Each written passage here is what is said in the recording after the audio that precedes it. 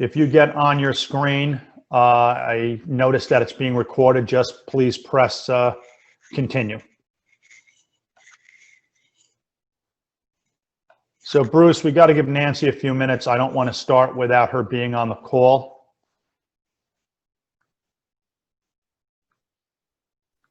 Fine with me.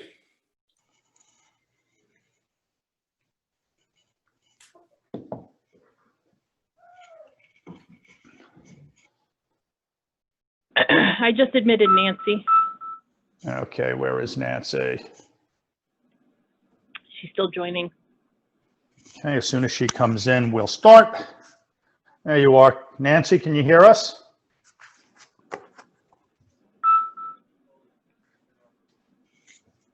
Nancy, you're muted.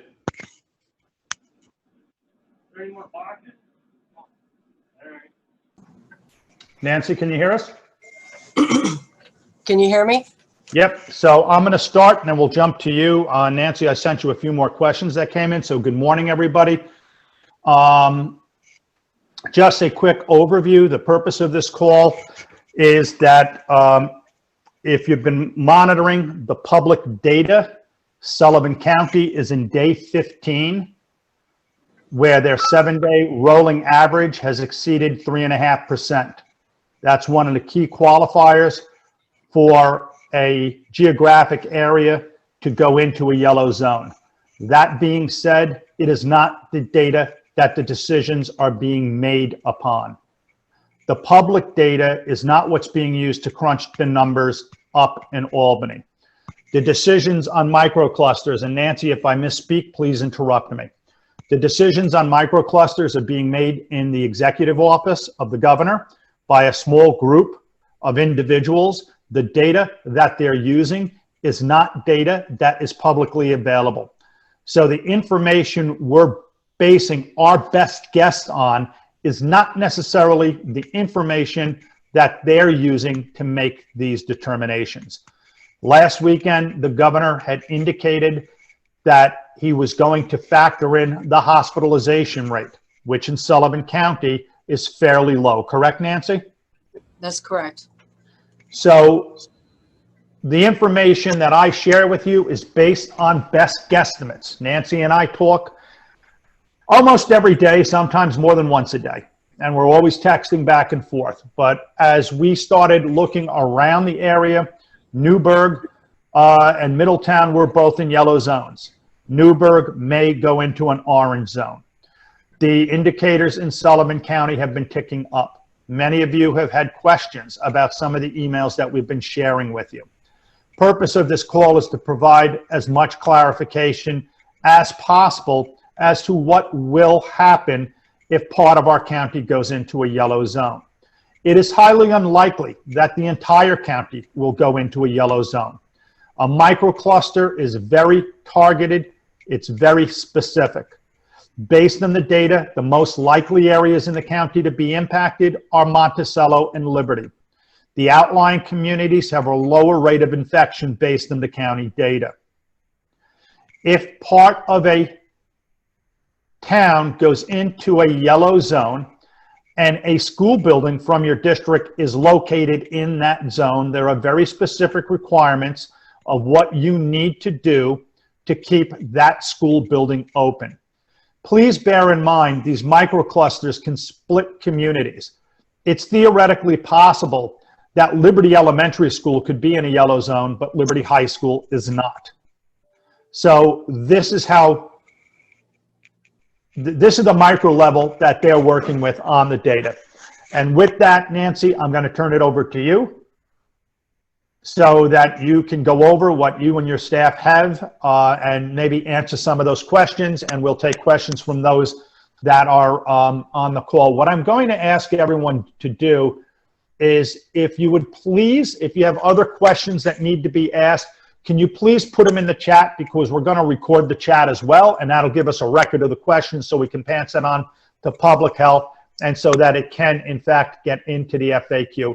And Jean, if you would please make sure we capture the chat at the end of the call, okay? So Nancy? Absolutely. Do you want to introduce your staff? I said hello to Bruce, but I didn't actually introduce him. Sure. Thank you. Thank you again for having us, and we're happy to be here to provide you with an update. I have also with us Christina Haff, should be in the middle of your screen. I think she's in the middle of mine, and Dr. Elswig, who has joined us.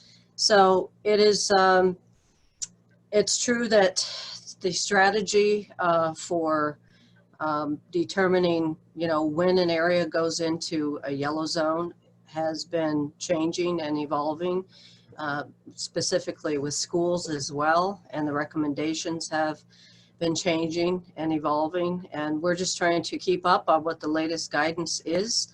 But my understanding is that the microcluster strategy is it's a better gauge of what's happening within certain geographic areas rather than taking a whole region or a whole county.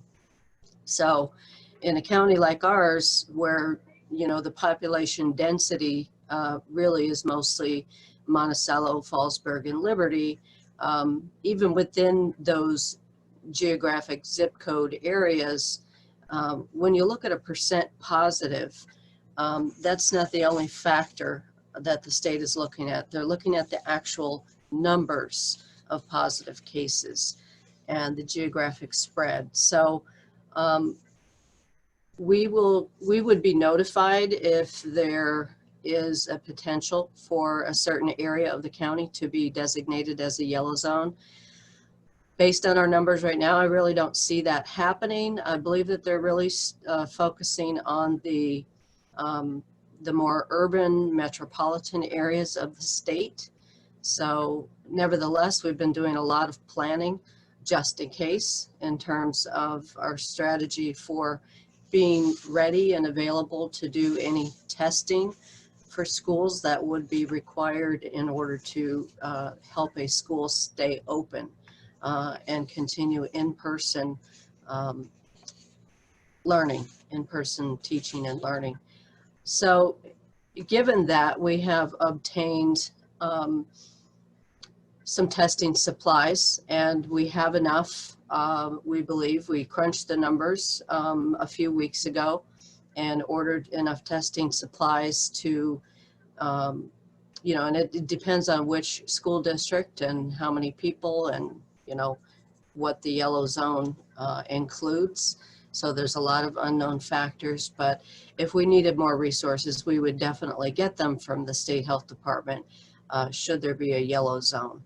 We've partnered with Garnet, Catskill, and Public Health, and we have obtained a CLIA waiver and added the rapid antigen testing for COVID to our CLIA certificate, our lab certificate. So we have the capability and the preliminary plans to move forward should we need to. So that's where we're at.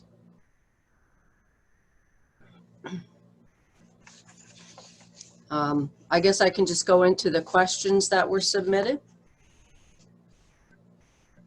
Okay, Nancy, thank you.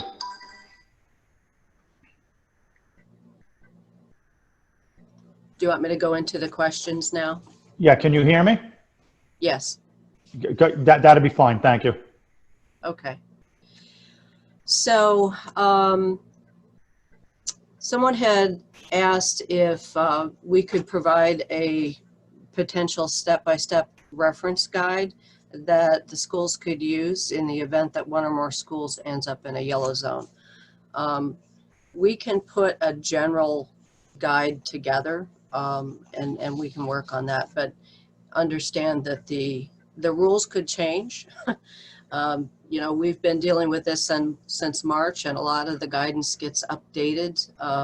And then of course we have other guidance from the Centers for Disease Control, which is changing, which could trigger a change in the state health department guidance at some point as well. But generally we can provide some kind of reference tool for the schools with the understanding that it will be evolving as things change. Are we forced to immediately close our schools if they end up in a yellow zone? So The answer to that currently is no. A plan for testing would have to be submitted to the State Health Department within 5 days of being designated in a yellow zone, and we will work with schools to do that. Believe that there is about a week in which testing would need to begin. And then, so I'm going to go down to the next question, which is related to this, which is there clarity on how long we have to test 20% of students and staff? Who is our point of contact to get the tests, and is there training to be offered to staff and how to administer them? So we've gotten a lot of questions from schools about this a few weeks ago. And what we had decided for Sullivan County schools is that it's really in your best interest not to take on that responsibility for yourself in terms of doing the testing with your own staff, and there's just too many issues in terms of having to have a lab agreement and a lab certificate and people to enter the data, and the biggest thing is having the appropriately trained and credentialed staff to do the testing.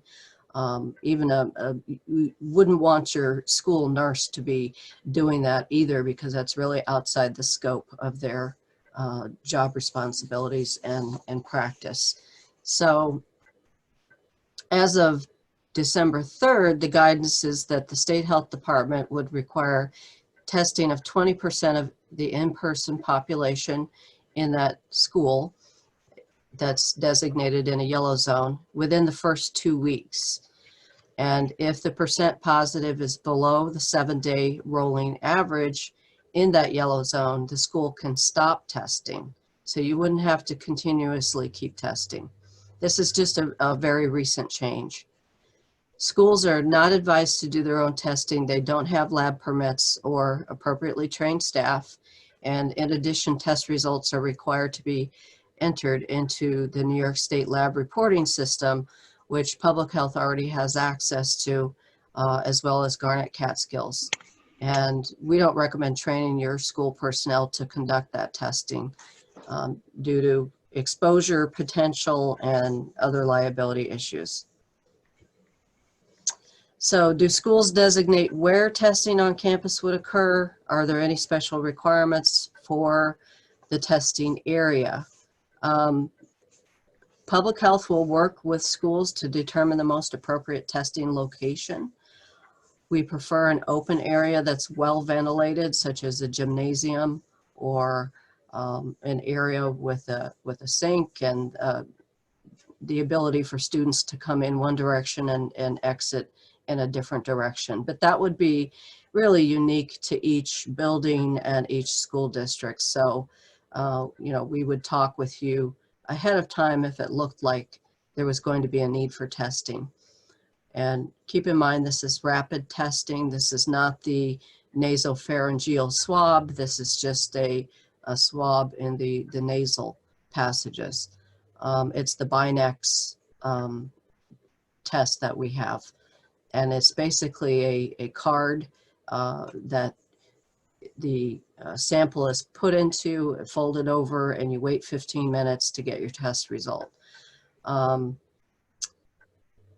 staff members refuse to be tested? So we don't want to force anybody to be tested. I don't think that's the purpose or the point. I believe that, you know, anyone can refuse to be tested, although it's highly recommended. And a school may have their own policy on this regarding remote working versus being in the building, should that happen. If someone is symptomatic or has been exposed, they may not work in person until they're symptom-free, cleared, or have completed quarantine. And this would be determined by our department. So I'm going to be, okay, I'm going to go to the next one. Is there a specific process to the random selection, or is that designated by the State Health Department? We can make suggestions based on what other schools have done throughout the state, but any random method, I believe, of selection is acceptable as long as you're able to justify how you're doing it. And that would be the plan that you would submit to the state, and they would approve it or make recommendations for how to proceed. But basically 20% of your in-person students and staff. Are adults required to fill out the release form prior to being tested? Yes, we have to have consent for every test that is done for both adults and minors. And we've developed a parental, there's a state health department parental consent form that we have shared with Bob, who I believe disseminated it to the superintendents. Nancy, we're still waiting on 2 revisions to that form. We're waiting for a Spanish language version of the form, and you are also going to modify it for use by adults because the form you originally distributed to us was for children only. Yes, we should have the one in Spanish very, very soon, hopefully today. And the one for adults, we will get that to you as well very soon. Parents are asking if they can be present when their children are being tested. We prefer not to have parents present for a number of reasons. This increases the risks to others of parents and members of the public coming into the school building in terms of exposure, because anybody can be asymptomatic and infectious and not know it. So we would prefer that not be part of the process. It would require additional personal protective equipment and safety measures as well. So we don't recommend that. Is Garnet still able to conduct COVID-19 tests if we were to become a yellow zone? If so, what are the costs? So the Department Public Health has obtained the testing supplies, and we will provide the testing under our CLIO lab waiver in collaboration with Garnet Catskill staff, and we'll do the testing together on site at no charge. These tests were provided to us at no charge by the State Health Department, and we are not allowed to charge.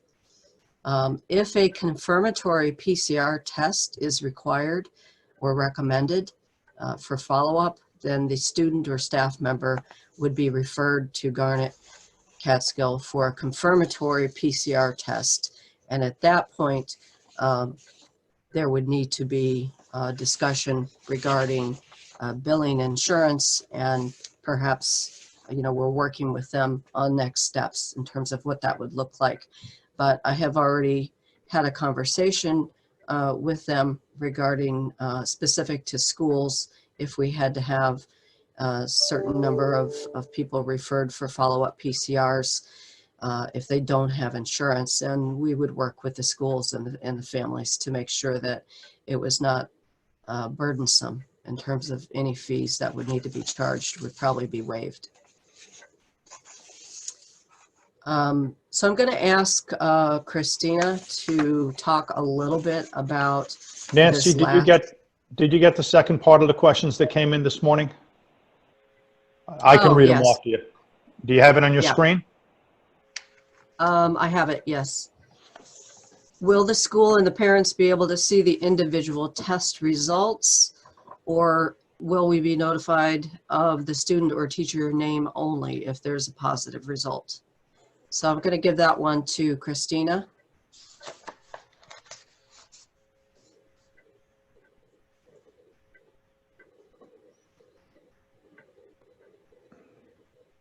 Christina, we can't hear you.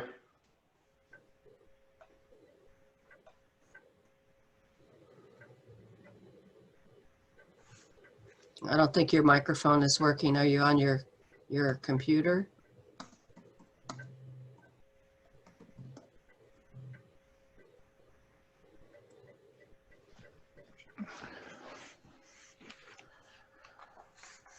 Okay, so I'll take that one. And we can put in the chat any additional information. Maybe Christina, you can put comments in the chat. Due to confidentiality, we're going to follow our current process in terms of how things are working when either a student or a staff member tests positive. So we would do everything we need to do to protect confidentiality. Those who have a need to know would be notified. That would be the parent and the school nurse. So the school would receive some type of notification if there was a positive case in that sample. Correct. So the school nurse would be notified. Now, some of our private schools may not have a school nurse. What protocol would be in place for that? So our staff would work with the parents, and the parents would have to notify the school. Okay, so the answer would be given to the parent if there was no medical professional on staff at the institution, and then the parent would need to notify the school. Correct. And we would use our current process as well to work very closely with school administration on a need-to-know basis. Are you able to tell the school whether there was a positive test or not without revealing the name, without violating confidentiality, so they know what they have to do to act on? Yes, we would do that. All right, so if there were 3 positive cases in the sample, the school would be told that, but the names would only be done through the protocol you've described.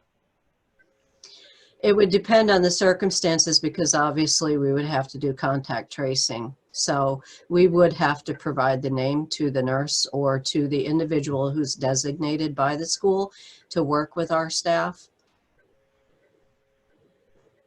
Okay. Okay.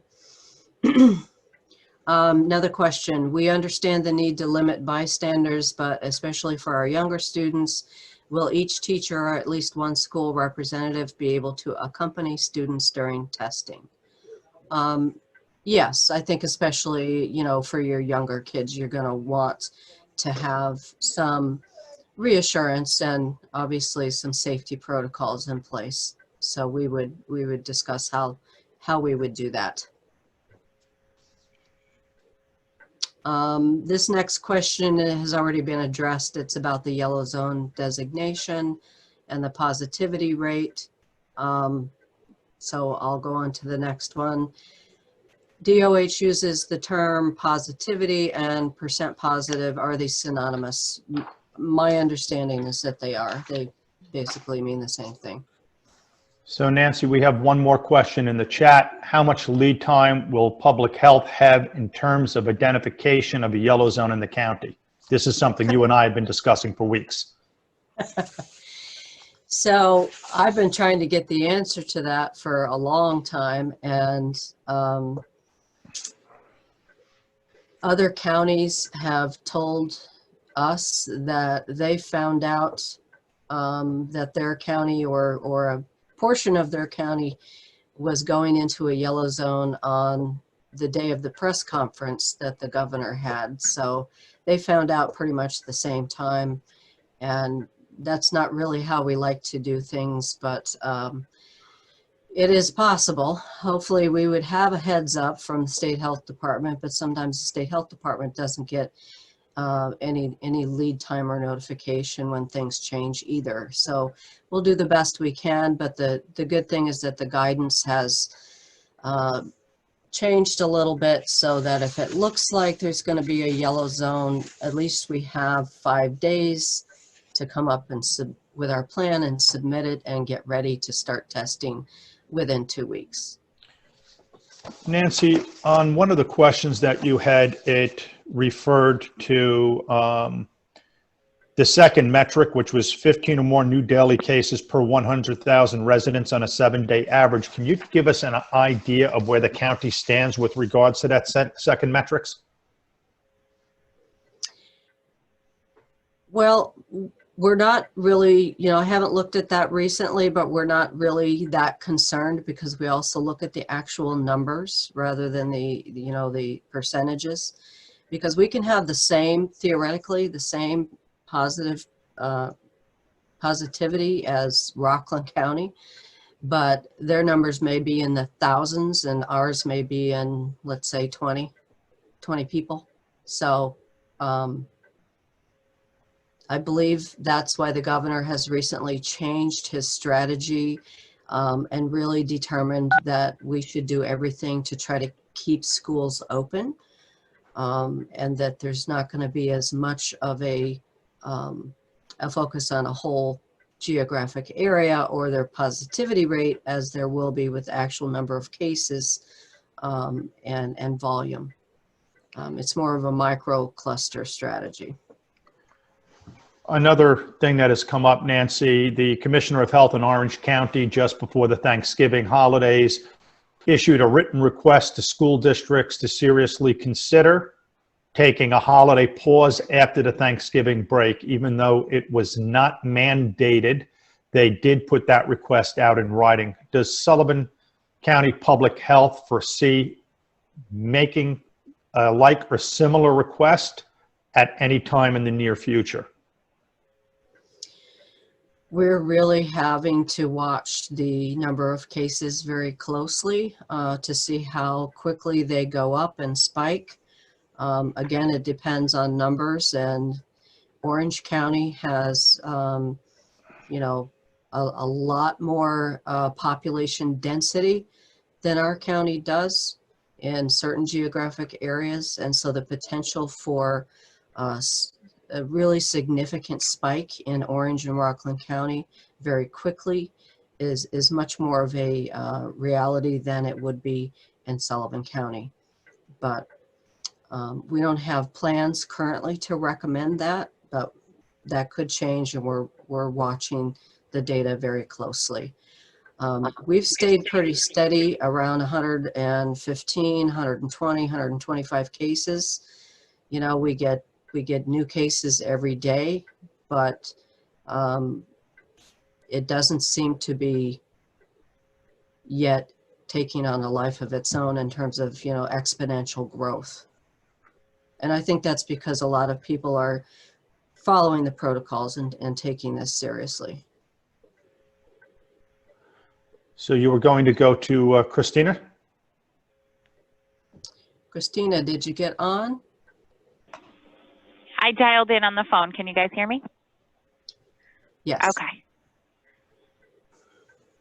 All right. So I just wanted you to address briefly, and I don't know if you heard me, parents were asking, you know, who gets notified of a positive test result for the students? Will they get to see the test result? So the parents get notified of the positive. I think we're going to have to figure out a process if we're the ordering facility, because historically, you know, if people want their test results, they have to get it from their ordering physician. Like if it was done at the hospital, they'd need to reach out to the hospital to get their test results, you know, a copy of their lab report per se. So if we are the ordering facility, we'll have to figure out the process for that. But back to the positivity thing, you know, if we have a student who's positive, obviously we reach out to their family first. Sometimes the school nurses and the families know before we do, and they reach out to us. So we've really developed a strong working relationship with all of the school nurses, and we've shared information continuously back and forth, and we would continue to do so. Anybody who's positive within a school, the school nurse or designee would be made aware so that contact tracing can begin expeditedly. Do you want to talk a little bit about the difference between the rapid tests that we might be doing and what types of students and staff we would want to test versus not want to test in terms of symptomatic? So if someone's symptomatic, we're likely going to do both tests. We're going to recommend the rapid test and the PCR. And, you know, if that rapid test comes back negative, obviously that person would be on quarantine until they receive their PCR results. That's particularly important for anyone who's symptomatic. The rapid testing for asymptomatic individuals would just simply be that, the rapid test with the results within, you know, the 15-minute time frame. And unless there was some other concern, you know, huge risk of exposure or something like that, we wouldn't necessarily recommend the additional PCR test. And they would have to be referred to Garnet for that PCR test because we would not do that on site.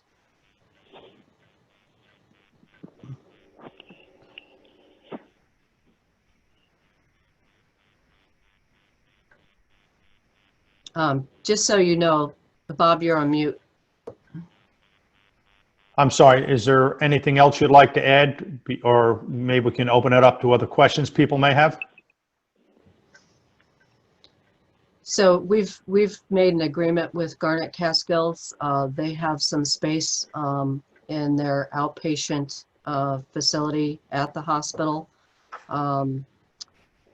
where they could set up and do PCR testing specific for schools if it becomes necessary to refer X number of people, students or staff, for follow-up PCRs. And we would partner with them to do it there, or, you know, this is sort of an evolving situation. If we needed to put together a mobile testing site and come out to a school in the parking lot and do that, we could do that. So it really depends on resources and timing and what's happening in the moment. But we have had those planning discussions.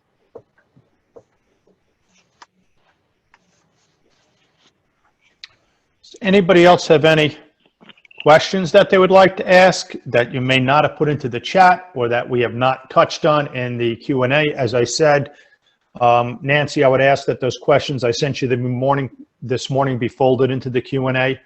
And if you could update that and return it to me. The recording for this portion of the meeting, because some of the comments some of us have made may not find its way into the Q&A, but the recording and the Q&A will be sent to everybody on this call by my assistant, Jean. Does anybody have any questions? If you do, raise your hand, please. Dr. Ellswig, anything you'd like to add on this? I think Nancy and it has covered it all. Just the same precautions that we talk about all the time. Okay, I mean, folks, it comes down to this. In the past week, I've had to send 14 staff members home. I had to take 10 students and put them on remote instruction because one of my staff members was careless. It's not the kids we're having the problems with. It's the behavior of the adults that is going to be our undoing. People not wearing their mask, people not social distancing. And folks, it's wear your mask and social distance, not one or the other. It is both. And it's been both now for several months. Washing your hands, it's all stuff we teach our kids in kindergarten. But every time I have to send somebody home, it's not because of a kid. It's because of bad behavior or irresponsible behavior on part of an adult. And the adults are going to be our downfall. So one more time around the table before I let... I'm sorry, who's speaking? I just wanted to reinforce that. It's Nancy. And because we're seeing community-wide transmission at this point, and most of the advisories we've had to issue have to do with restaurants. Really, it's the social gatherings after hours and on weekends and outside of work that are continuing to see transmission. And of course, you know, adults bringing it into the school building. So at the same time, I would say that our numbers in the schools are really, really low. So we really were holding our breath in September and expected mayhem and chaos, and it's actually worked out quite well, I would say. Maybe partially due to the hybrid remote in-person learning, which has been a real challenge, but I think it has allowed staff and students to stay distanced. We would like to reinforce the mask wearing within the schools and give your staff and your teachers the ability to reinforce that with each other and with students if they see someone who's not wearing a mask or not wearing it appropriately at all times. And avoid large gatherings of staff getting together in the same room. That has happened, and there have been cases as a result of that. Okay, so once more around the table, any questions? All right, Nancy, Dr. Ellswig, Christina, thank you very much for your time. We certainly appreciate it. Those folks that are guests, if you would be kind enough to drop off the call, superintendents and their reps will take a few-minute coffee break so Jean can clear the room, and we'll resume at, what time is it now? How about we resume in 5 minutes, okay? Thank you, everyone. Thank you very much. Be well and be safe. Thank you, Dr. Ellswig. Nancy, thank you. Christina, thank you very much.